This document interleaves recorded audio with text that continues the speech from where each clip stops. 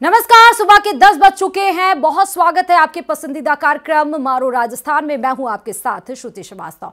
Bulletin की शुरुआत बड़ी खबर के साथ कर रहे हैं। जयपुर से आपको बड़ी खबर बताते चले कि थोड़ी देर में ही बीजेपी विधायक दल की बैठक हो जाएगी शुरू और विधानसभा की हां पक्ष लॉबी में ये बड़ी बैठक विधायक दल की होनी है, जिसमें सीएम भजन लाल शर्मा सहित सभी विधायक बीजेपी के होंगे शामिल और राज्यसभा चुनाव को लेकर पार्टी इस पर चर्चा करेगी। 3 सीटों के लिए होने हैं राज्यसभा चुनाव। आपको बता दें कि 3 सीटों के लिए राज्यसभा चुनाव जो होने हैं उसको लेकर हाँ पक्ष लॉबी में विधायक दलों की होगी बैठक, जिसमें मुख्यमंत्री भजन लाल शर्मा होंगे शामिल। साथ ही 114 विधायकों की और होगी बैठक और आज ही सुबह 11 बजे से सदन की कार्रवाई भी होनी है शुरू। उसके पहले विधायक दलों की होगी बैठक। जयपुर से ये आपको बड़ी खबर इस वक्त बता रहे हैं।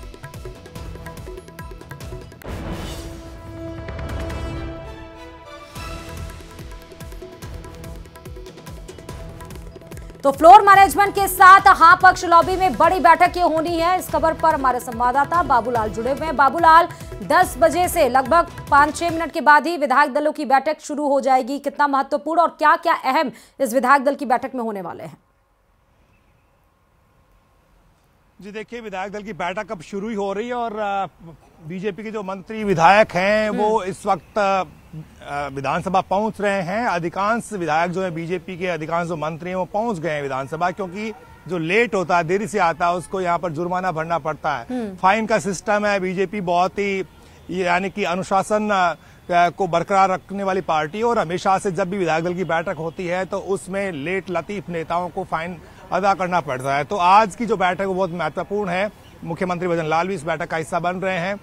राज्यसभा के चुनाव होने जा रहे हैं और 3 सीटों के लिए चुनाव होगा, तो तय है कि 2 सीटें बीजेपी के खाते में जाएंगी, 1 सीट जो है कांग्रेस को मिलनी तय है। तो किस तरह से इस चुनाव को लड़ा जाए, पार्टी के विधायकों की राय क्या है, किस तरह से केंद्र के दिशा निर्देश हैं, पार्टी का आलाकमान इस बाबत क्या संदेश उन्होंने भिजवाया है, तो उसको लेकर के पार्टी मंथन करेगी आज की बैठक में। तो 8 फरवरी से जो है नामांकन का दौर शुरू हो जाएगा और जब फरवरी के आखिरी सप्ताह में वोटिंग होगी और नतीजे आएंगे तो राजस्थान को 3 नए जो है वो राज्यसभा सांसद मिल जाएंगे। डॉक्टर किरोड़ीलाल मीणा ने, क्योंकि राज्यसभा के वो सांसद थे, उन्होंने इस्तीफा दे दिया, वो राज्य सरकार में मंत्री बन गए। मनमोहन सिंह का कार्यकाल पूरा हो गया है, भूपेंद्र यादव का कार्यकाल पूरा हो गया है। तो ऐसे में अब 3 जो सीटें खाली हुई हैं तो उनमें बीजेपी किन 2 चेहरों को अब मैदान में उतारेगी और किन को राज्यसभा भेजेगी, ये भी अब साफ हो जाएगा आने वाले दिनों में। लेकिन कांग्रेस की ओर से कौन होगा, इस पर भी सबकी निगाहें टिकी हुई हैं। तो आज इसके अलावा ईआरसीपी पर आज सदन में चर्चा होने जा रही है। सरकार जो है वक्तव्य देगी। इससे पहले जो कांग्रेस के विधायक हैं, विपक्ष के विधायक हैं, वो इसको लेकर सवाल खड़े कर रहे हैं और उनका यही कहना है कि सरकार ने मध्य प्रदेश को के साथ सामने घुटने टेक दिए हैं और जो समझौता किया गया है ईआरसीपी को लेकर, उसमें राज्य के जो हित हैं वो बहुत बुरी तरह से प्रभावित होंगे। तो ये एक बड़ा मुद्दा आज विधानसभा में कांग्रेस इसे बनाने की कोशिश करेगी, लेकिन बीजेपी की सरकार अभिभूत है। जैसे समझौता हुआ उसके बाद से लेकर कल जैसे सीएम भजन लाल विधानसभा आए थे तो तमाम मंत्री विधायकों ने उनका इस्तकबाल किया था। बड़ी संख्या में जो है यहाँ पर पार्टी के विधायक और मंत्रियों ने जाकर के उनको शुभकामनाएं प्रेषित की थी और एक बड़ा मास्टर स्ट्रोक माना जा रहा है ईआरसीपी केसी को, क्योंकि आने वाले दिनों में इसकी गूंज जो है लोकसभा के चुनाव में भी सुनाई पड़ेगी और इसको देखते हुए बीजेपी, बाबूलाल, ये बोला भी जा रहा है कि 9 सीटें लोकसभा की सीधे सीधे इससे प्रभावित होंगी। राज्यसभा की 3 सीटें जिसमें 27 फरवरी को होना है चुनाव, कल डेट भी डिक्लेयर कर दिया गया चुनाव आयोग के द्वारा।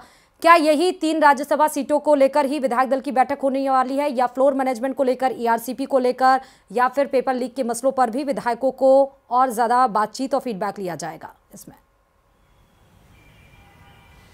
जी देखिए, आज सदन में जो राज्यपाल के अभिभाषण पर चर्चाओं का जो दौर चल रहा है, वाद विवाद चल रहा है पिछले कई दिन से, तो उस पर रिप्लाई करेंगे। वो सामने देखेगा ये काफिला।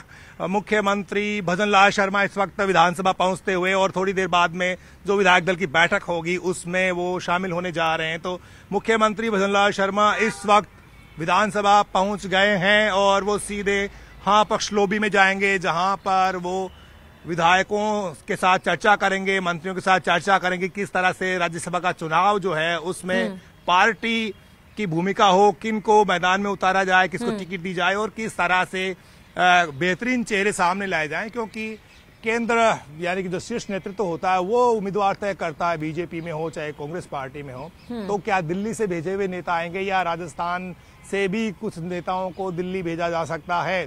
तो नेताओं की कमी नहीं है, बस निगाहें इस बात पर है कि वो चेहरे कौन होंगे दो जिनको बीजेपी राज्यसभा भेजने वाली है। अच्छा, बीजेपी बाबूलाल, बीजेपी ऐसी पार्टी, आपने बिल्कुल सही कहा, मैनेजमेंट के लिए सबसे बेस्ट पार्टी मानी जाती है, अनुशासन डिसिप्लिन के लिए।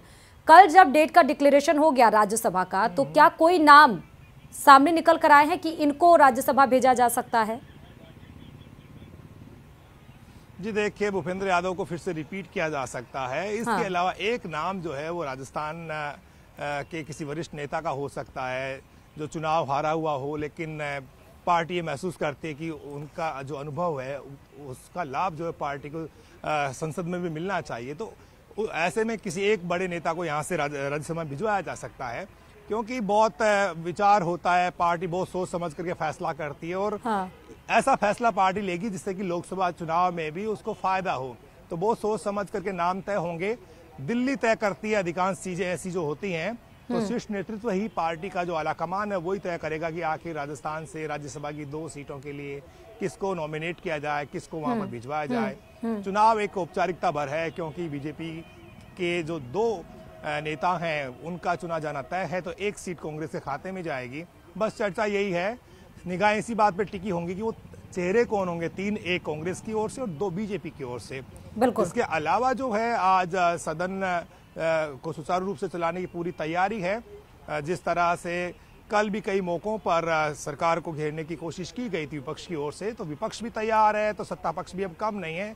मंत्री जो हैं अब खुल करके जवाब देने लगे, उनका भी आत्मविश्वास बढ़ रहा है और फ्लोर मैनेजमेंट भी बेहतर हुआ है पहले के मुकाबले। तो अब बीजेपी को यानी नई सरकार को ये लगता है कि अब उसे कोई ज्यादा दिक्कतें आएगी नहीं और पूरी ताकत के साथ में एकजुट होकर के, एकमुखी होकर के, और बीजेपी के जो विधायक हैं वो सरकार का साथ दे रहे हैं, मंत्रियों का साथ दे रहे हैं और सरकार को बैकफुट पर धकेलने की जो विपक्ष की अपोजिशन की जो स्ट्रैटेजी है उसका भी करारा जवाब फिलहाल ठीक है। बाबूलाल, आज शाम 5 बजे भी मुख्यमंत्री जवाब देंगे, क्या इस बात का भी डिस्कशन आज विधायक दल की बैठक में होगा? जी बिल्कुल होगा, क्योंकि सदन के नेता हैं मुख्यमंत्री भजनलाल शर्मा और जब 5 बजे उनका रिप्लाई आएगा तो किस तरह से वो अपनी बात रखेंगे, क्योंकि जो सदन के नेता होते हैं तो उन पर सबकी निगाहें टिकी होती हैं, क्योंकि जो चर्चा में जिस तरह के इशू उठाए गए हैं विधायकों की ओर से, विपक्ष ने सवाल खड़े करे हैं कि हमारी जो योजनाएं थी यानी कि पूर्ववर्ती सरकार की जो योजनाएं थी उसको लेकर के राज्यपाल के जरिए कांग्रेस पार्टी को भला बुरा कहा गया है। और ठीक है बाबूलाल, बहुत बहुत शुक्रिया तमाम जानकारी देने के लिए और खबरों में आगे बढ़ते बताते चले कि